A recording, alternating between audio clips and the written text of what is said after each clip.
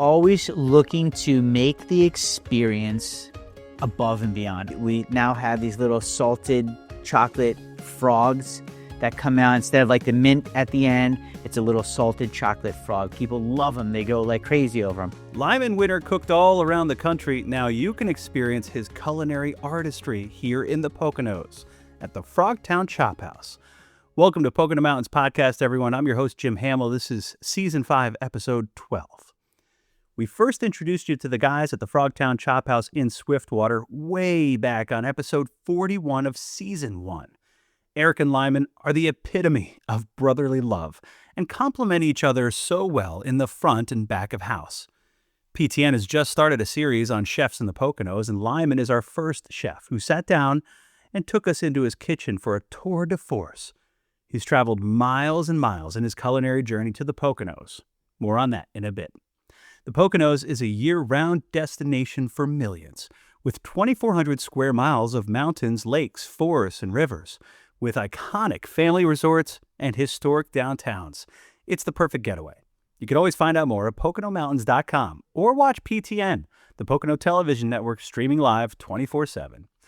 Now, back to the episode.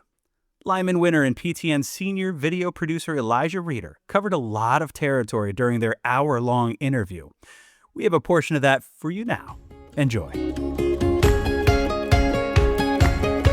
Can you tell me what growing up was like? What was kind of like your family dynamic? Growing up for me, I feel like I was very blessed, lucky. I had my parents, they're still together, happily married. I had all four of my grandparents together and happily married till I was in my mid-20s. All the way into my 40s, I still had my grandparents. Great relationship with my sister. So I was super lucky as a child to be surrounded by a very caring family, and we all looked out for each other and had a lot of fun and traveled and had a great childhood. What was your favorite thing to do as a child? So I got to spend a lot of time with my grandparents. My pap took me bowling and fishing and golfing, which is something that I still love doing to this day. Golfing is one of my major passions. Whenever I get a chance to sneak out and swing the clubs, I do it. Did you have an interest in food at all as like a kid?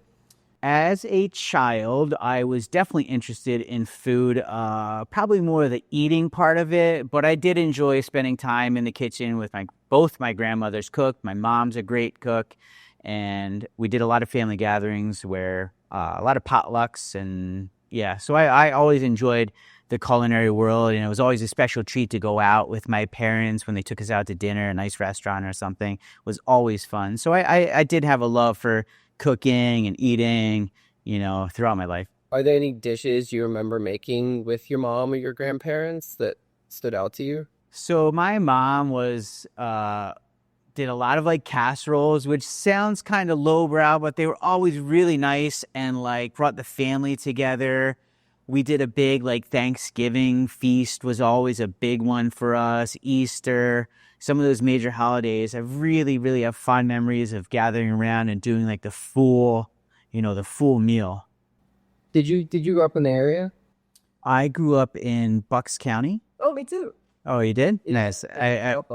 Okay. One of my best friends, my lifelong best friend, lives in Chalfont. Oh, awesome. So I went to Council Rock High School, grew up in Newtown, just outside of New Hope. And growing up, it went from a lot of like cornfields to a lot of developments, which, I'm all for progress. And to me, it was great. It bothered a lot of people, but I liked business growth. So what brought you to the Poconos?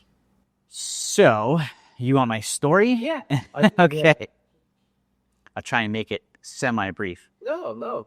I want to hear all of it. So, after high school, I went to Shippensburg University and got a degree in earth space science with a secondary education degree, and thought I was going to be a teacher. And then in my 5th year of college, I was student teaching and realized that I was not going to be suited to be responsible for like 100 kids a day. I could really barely take care of myself at 21 years old. And, kids are crazy. I have 2 children. I love them, but they're crazy. And then the parents of kids are as crazy or crazier. And I was like, you know what? After all that hard work, I don't think I can be a teacher. It just didn't make sense at the time. So then I was sort of lost in the world. I went and worked at my buddy's gym just behind the desk, working out and cleaning equipment. My mom came home from work one day and said, hey, I have a friend that went on a cruise up in Maine. And, she heard them talking, the crew and stuff, that they look for people every season. And maybe it's something you should think about. So the internet had been invented just barely at that age. So I looked him up and I gave him a call and I spoke with Captain Ray. And Captain Ray said, hey, I'd love for you to come up, check it out, see what you think. I need a cook. I said, okay, sounds great. He said, do you know how to cook? I said, absolutely, I know how to cook. So I lived my life on fake it till you make it for quite a while. So I packed up my car thinking that I was going to drive up to Maine and really had no idea the length of the drive. And it turned out after some directions, it was like a 10-hour drive. I thought it was going to be like a 5-hour drive. I didn't have a cell phone at the time, so no GPS in the car. It was a couple of handwritten directions from Captain Ray. And I pulled into Camden Harbor in Maine in my Saturn, filled with a duffel bag full of clothes and no cell phone. And I got out thinking there was going to be this grand welcome for Lyman. And I stood there and looked around, and that was it. And so I went over to the payphone and I said, hey, it was about 5:30 on a Friday night. Hey, Captain Ray, I'm here. He said, all right, great. I'll see you in the morning. I said, that's great, except where should I stay tonight? Or what? He's like, well, what do you mean? So we went through this whole back and forth. He's like, he was like a salty old sea captain. He was a salty dog, right? Big full beard, gnarly hair, 6'2", 250 pounds, just a big dude. He finally got to, all right, well, you come sleep on my couch. Okay, so I got more handwritten directions. I drove to his house. We shook hands, and he said, there's the couch. I said, okay, I'll see you in the morning. And there I sat, in this strange guy's house, just laying there on a couch in a sunroom somewhere. Anyway, that spurred on that's what started my culinary career. Everything was from scratch. I got up every morning at 4:30 in the morning on the boat. It was a 120-foot schooner, cast iron wood-burning stove, kindling, bacon grease, coffee in a percolator, blueberry buckle from scratch. I'd have guests help me peel apples for like an apple crumb cake. I had guests cut chicken for, chicken skewers or whatever it was, lasagna, everything from scratch on this cast iron wood-burning stove that I had to keep going all day long. If the fire went out, which it did once I learned my lesson, it takes another hour to hour and a half to reheat, so everything got thrown off.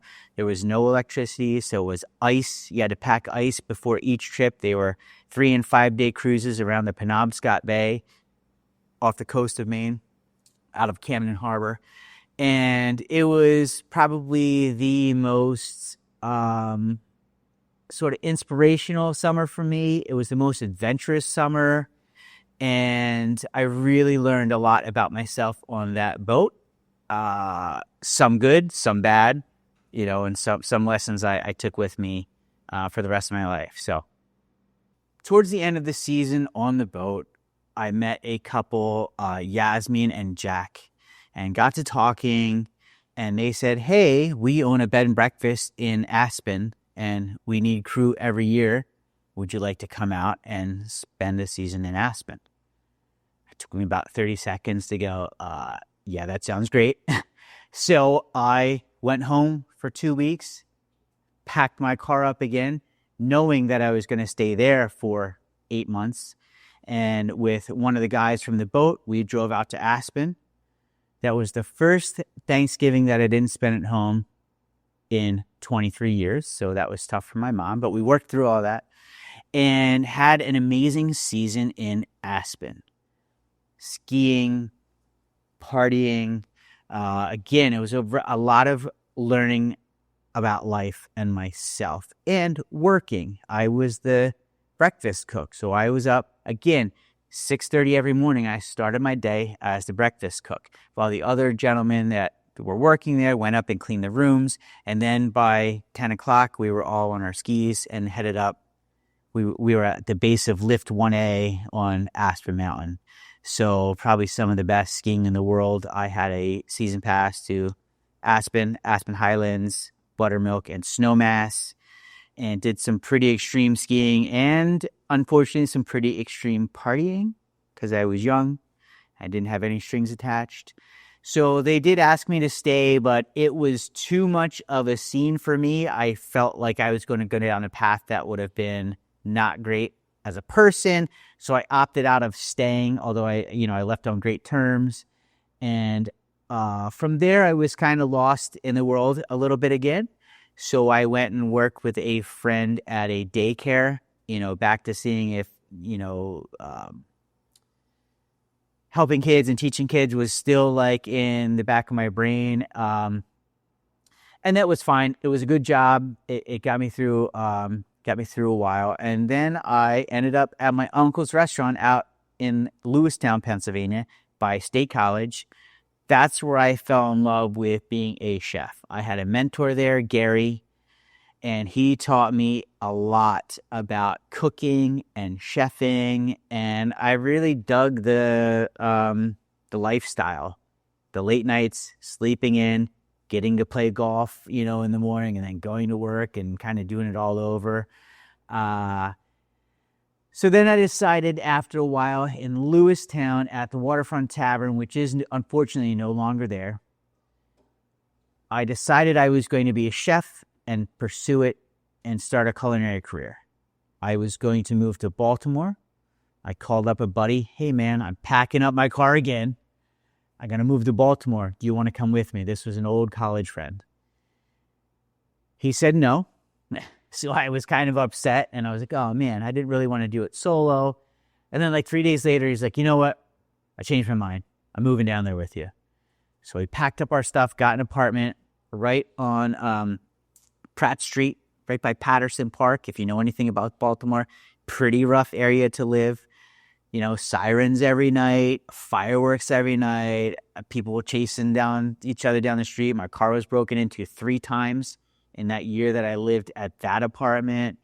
But I went to culinary school, Baltimore International College, another institution that is no longer there. So I don't know if it's me or just coincidence, but culinary school. So really enjoyed working at the Waterfront Tavern, learning from Gary. He taught me all kinds of fun things. I decided I wanted to pursue like an actual career as a chef. So I decided I would try culinary school in Baltimore. I called up a buddy of mine, an old college friend, and said, hey, man, I'm packing up my car again. I'd love for you to come down. Let's be roommates, move to the city. He said no. So I had to reassess. I really wanted to go with someone and experience it, with a friend. Luckily, 2 days later, he called me back and he's like, you know what? I do want to go. Let's figure it out. So we got an apartment on Pratt Street, right by Patterson Park, pretty rough area of the city. If you know anything about Baltimore, that's probably not the place you want to move to. But it was affordable. It was a 3rd floor. Sirens every night, fireworks every day, people chasing each other down the street, kind of wild times. But it was close to the culinary school, so I could ride a bike there, although that got stolen the second day I was there. It was my sister's bike. She still holds it against me, but I think I paid her back for it. My car was broken into like 3 times while I lived at that apartment.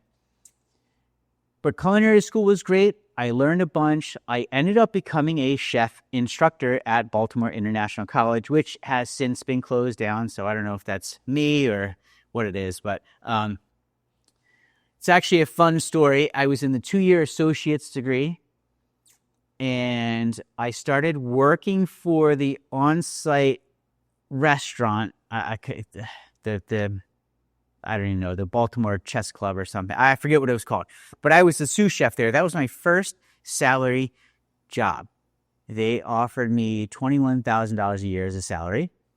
I said, sure, sounds great. It was mostly about honing my skills of throwing the knife, like knife throwing into a cutting board. We did a lot of that. I got very good at that.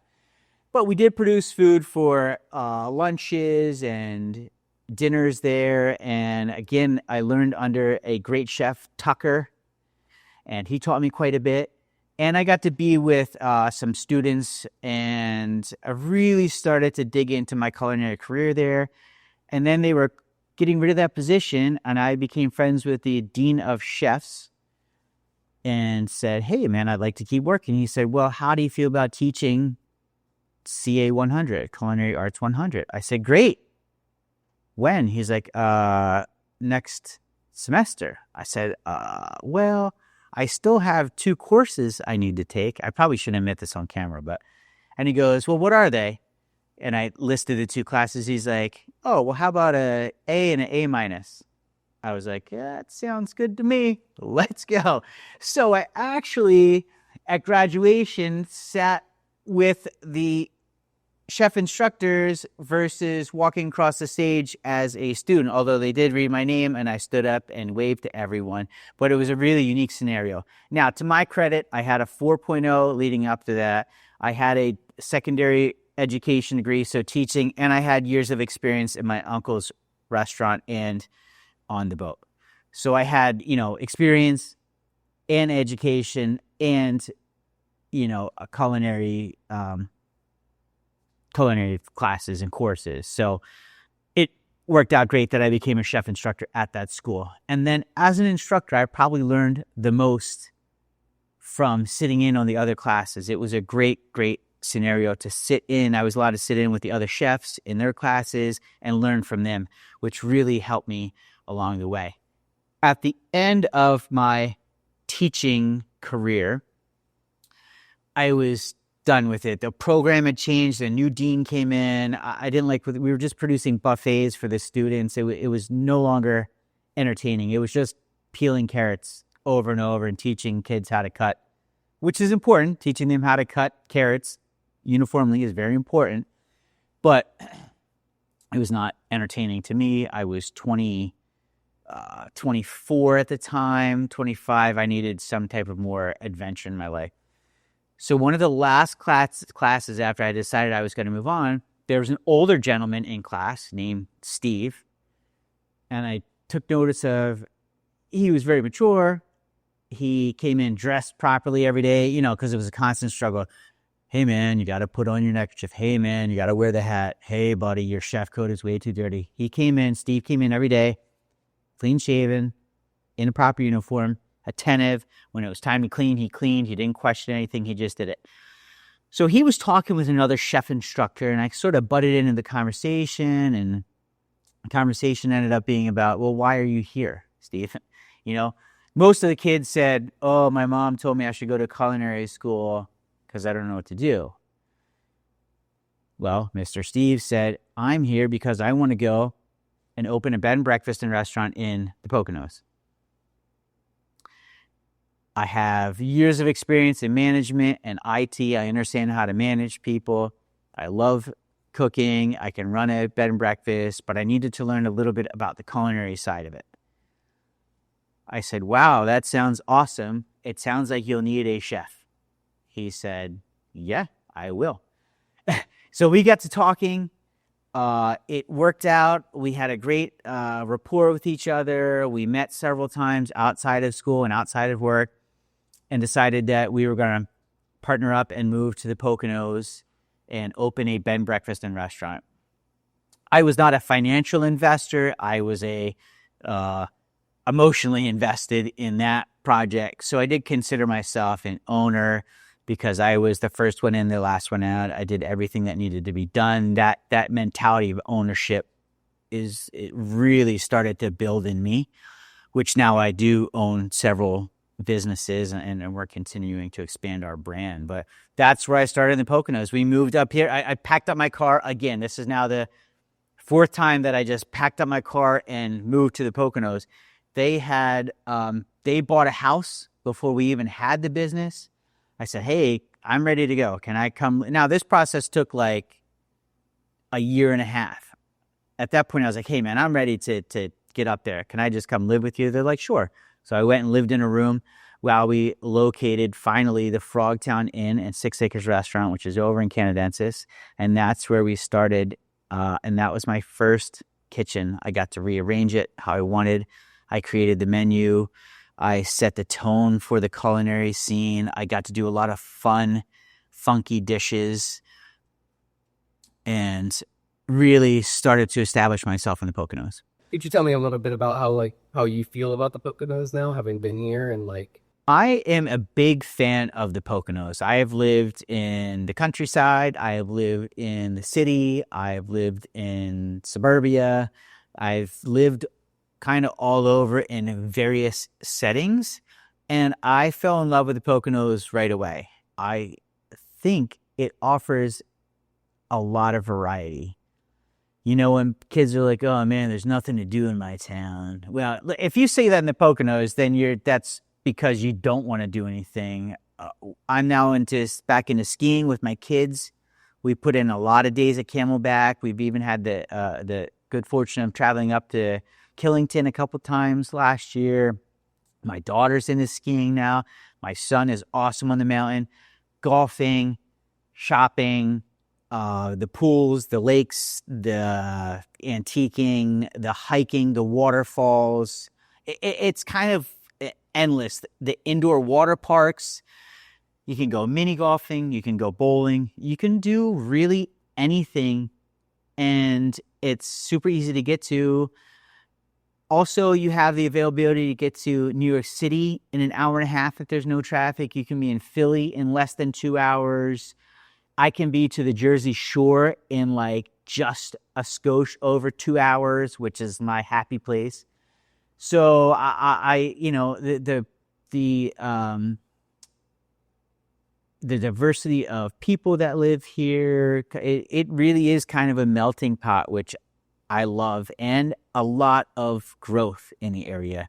There's definitely resurgence in the Poconos, businesses coming in, people vacationing, the short-term rentals. Some people love it, some people hate it. I happen to love it because those people come out to dinner at least one night on their stay. Indoor water parks, bring them on. That's a lot of families that they're not going to eat every night at the buffet at the water park. They're going to come out to dinner at the Chophouse. I hope the train station happens. That would be pretty game-changing for us here as a small business. It would be pretty remarkable to see in our day and age. Would be great. So Yeah. I'm all for it. Can you tell me a little bit about then, like, how did you and Eric meet? How did Chophouse get started? So Eric and I have a beautiful love story. It all started back at the Frogtown Inn. And he may tell you a different story. I don't know. We'll see if they match up. So I was a young chef at the Frogtown Inn back in 2007. And my wife was the bartender. So we were the front of house, back of house team. And she came to me on a Friday night and said, hey, this guy came in, Eric, we used to go to Kinderhouse together, you know, cool guy. Next time he's in, you got to say hi to him. Oh, okay. Sounds good. Great. Thanks, babe. You know, so he comes back in the next Friday night with his soon-to-be wife. They weren't quite married yet. And he was like this Manhattan hotshot running restaurants in Manhattan and opening bars and, you know, this kind of city slicker. Although he grew up in Barrett Township. He's a Barrett boy. So I'm like, oh, you just missed Eric. And says he was in with his wife, Chris, and so cool. You got to meet him. Okay, thanks, babe. I'm back here, you know, slaving away in the kitchen, and you're out here, you know, schmoozing with some dudes. Okay. You know, now the third time, she's like, babe, you got to meet this guy. You know, he's so cool. I'm like, all right. You know, I come storming out of the kitchen. I'm like, where is he, right? You know, he's got like his beautiful, thick head of hair. And, you know, I'm on the verge, you know, I'm right on the edge of like starting to shave my head. And like, who is this guy? You know, he's all fit and stuff. And I walk out and shake his hand. And I was like, all right, maybe he's not so bad, right? So then we go and sit at his bar. He was working around the corner at a bar while he was transitioning from Manhattan back to Barrett. So we sit at the bar, and you know what?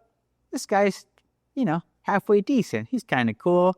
Although he's a Patriots fan, I'm an Eagles fan. So we have worked through those differences since the Eagles have beaten the Patriots in the Super Bowl.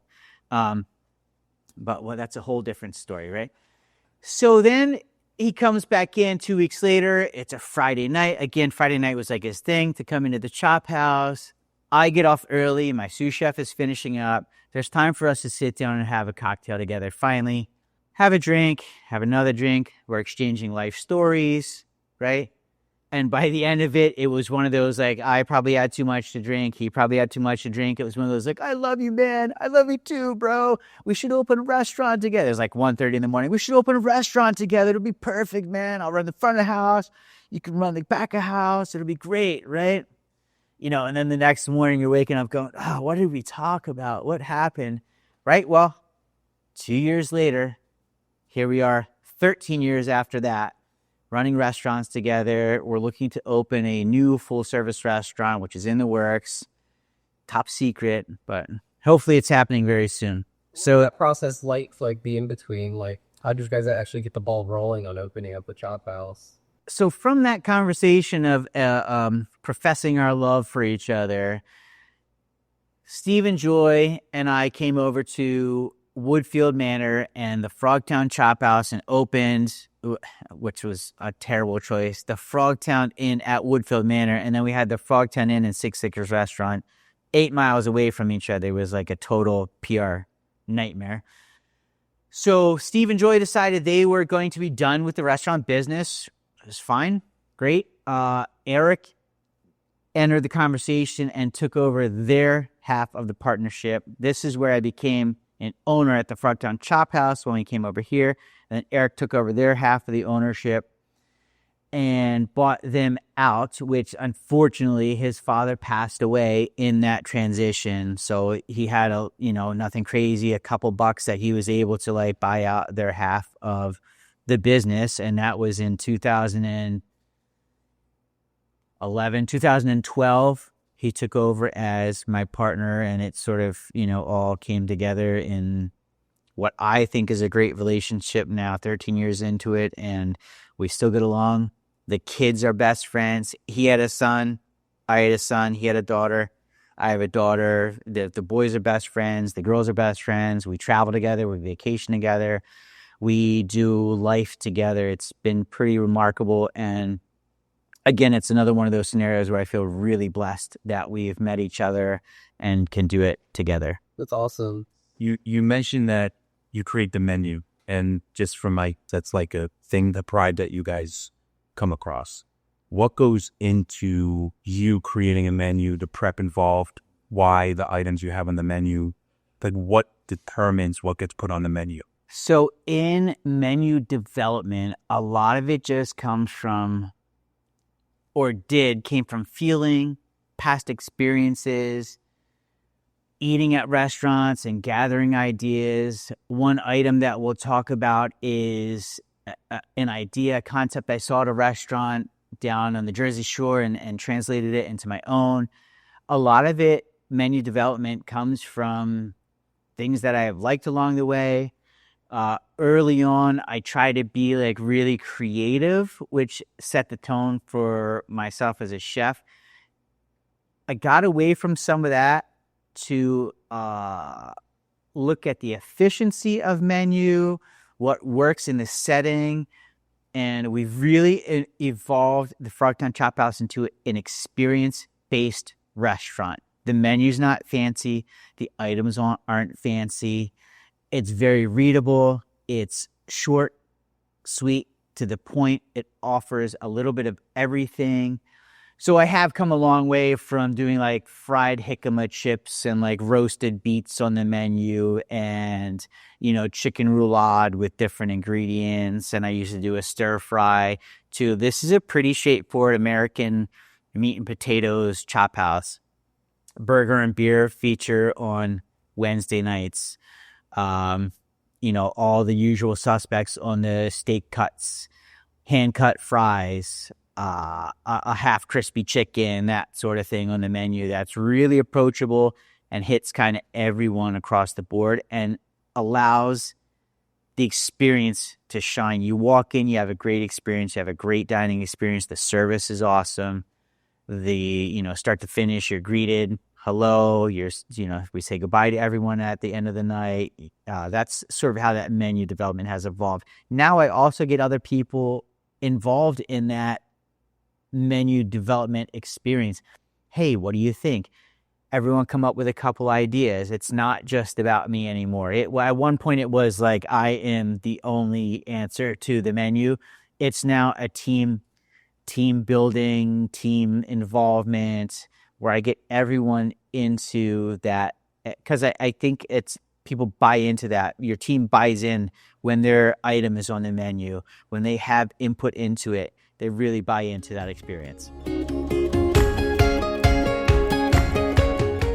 Lyman winner, one of the best people and chefs you'll meet anywhere, but especially here in the Poconos. Learn more about his restaurant, the Frogtown Chophouse, at PoconoMountains.com. Thanks for listening to Pocono Mountains Podcast. We'll have a new episode each week, highlighting lots of the fun things you can experience while you're visiting the Poconos. Subscribe and leave a review and or comment on whatever platform you listen. Pocono Television Network is everywhere you are, including broadcast, cable, and streaming. Download the free PTN app on Roku, Fire TV, Apple TV, and iPhone, Android, Google, and smart TVs. Or rescan and get the PTN digital signal in Philly, Harrisburg, Baltimore, and Scranton-Wilkes-Barre. Or if you're on cable, PTN is on Blue Ridge, Service Electric, and more, where you can watch PTN, the Pocono Television Network, anytime at PoconoTelevision.com. We're back. Thanks for listening to Pocono Mountains Podcast. I'm Jim Hamill. Now for a Pocono Mountains Podcast Extra. Back in the January episode of Pocono Mountains Magazine, we talked to Eric Noon, also from the Frogtown Chophouse, about some specialty mocktails. Plus, we also chatted with some other great bars in the Poconos about the same topic. Here's a listen back to Brianna's story. Enjoy.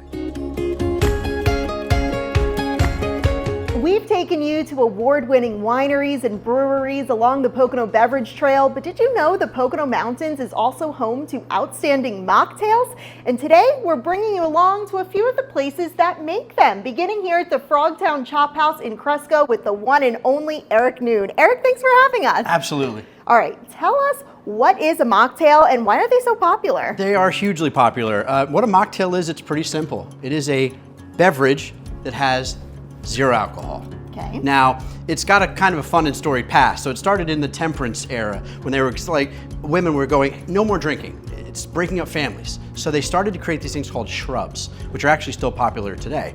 And then it moved on, of course, Prohibition. Now when Prohibition started, 0 alcohol. That's where you started mixing juices and sodas. Then in the 50s is where you created the OG, I like to call them, the famous mocktails, Roy Rogers and the Shirley Temple, which of course you still see widely used today. 80s it expanded, and then in 2010, the game changed. That's where the Dry January, which is super popular, yes, and even more popular now, came about. So what happened then is actual mixologists started creating cocktails just like you see the alcohol behind me, but making it without alcohol. Now to the point where there's even bars in New York that are mocktail bars only.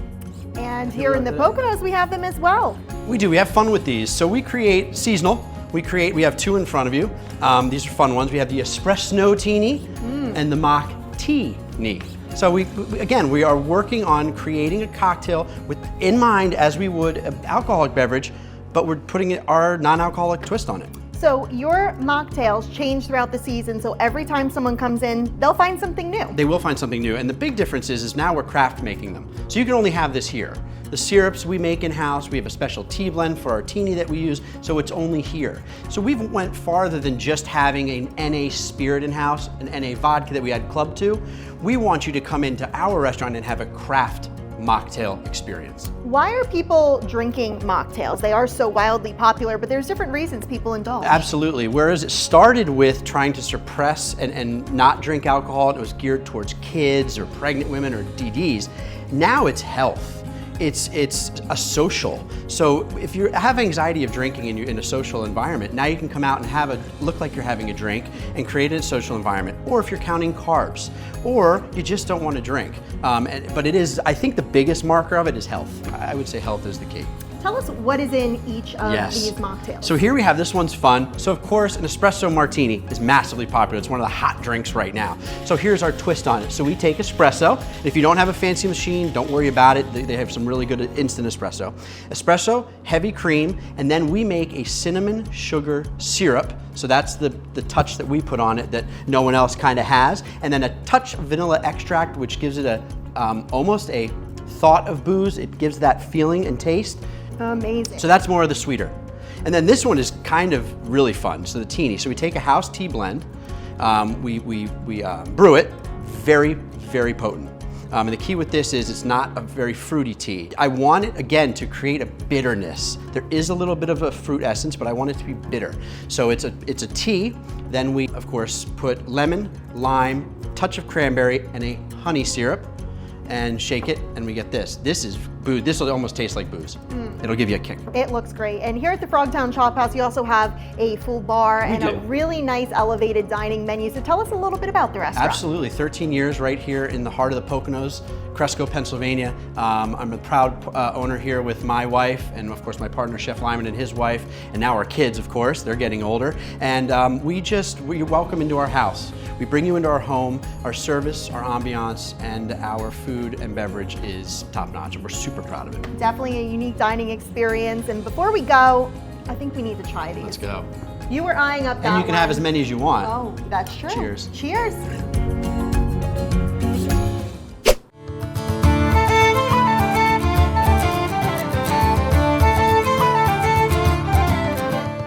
Here at our next stop, you'll be raising a glass and saying sláinte. We are at Cappy's above Shimsa Irish Pub in downtown Stroudsburg with the general manager, Doug. Doug, thanks for having us, and tell us about your brand new permanent mocktail menu. Well, thanks, Brianna. Yep, so this are our 4 mocktails that we have on our menu now. First one here is our Mocktail Mule. We have a non-alcoholic cranberry mimosa. We have our coconut fizz and our cranberry spice.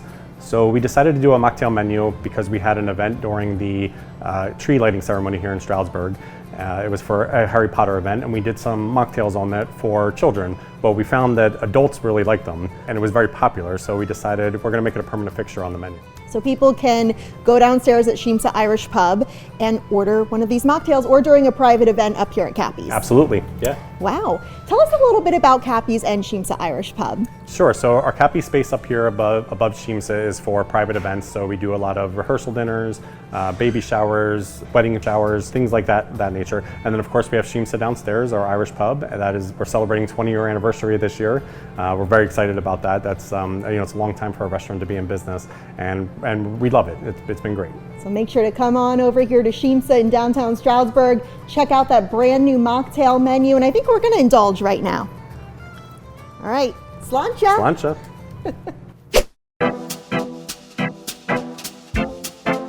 Last but certainly not least, we're at a place where I recently had a mocktail and knew I had to bring you along here in Delaware Water Gap, another small town in the Poconos, at the Sycamore Grill, and we are here with the co-owner, Lindsay. Lindsay, thanks for having us. Sure, thanks for coming. Of course. Tell us about your mocktail menu, and I think this is the one that I had that I really enjoyed last time. You did. So we have a couple mocktails that we rotate seasonally.